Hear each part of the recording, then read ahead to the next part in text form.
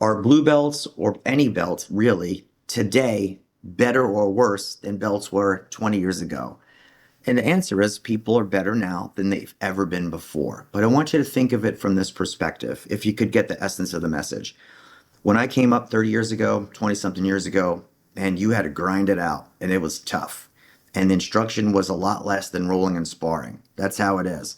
We didn't move with such perfection, precision. We didn't move with as much finesse. We didn't really have the angles and the physics and the understanding of jiu-jitsu like we do today. But let's just say that the fault rate is 2% and 1,000 people were doing jiu-jitsu. Well, 2%, maybe you could say don't deserve their belts. Well, if you scale it up to 1,000,000 people, now that same 2% seems like a much larger group. So through your observation, you may think, man, I got to tell you, I'm seeing more and more people that don't deserve belts. But you can go to any elite program in the world. It doesn't matter what it is. Somebody is going to be critical of another person. Somebody's going to think someone else shouldn't be there. And that's how it goes. But I have to tell you, the understanding of jiu-jitsu now is better than it has ever been before.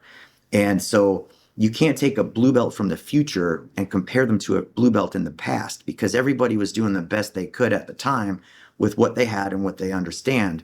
But in my opinion, the blue belts, the purple belts, the brown belts, and the black belts today are far better and more technical and more proficient with a deeper understanding than ever before. But when you talk to the masters of jiu-jitsu that have been training 20, 30, 40, 50, 60 years, it just pours out of them and it's effortless.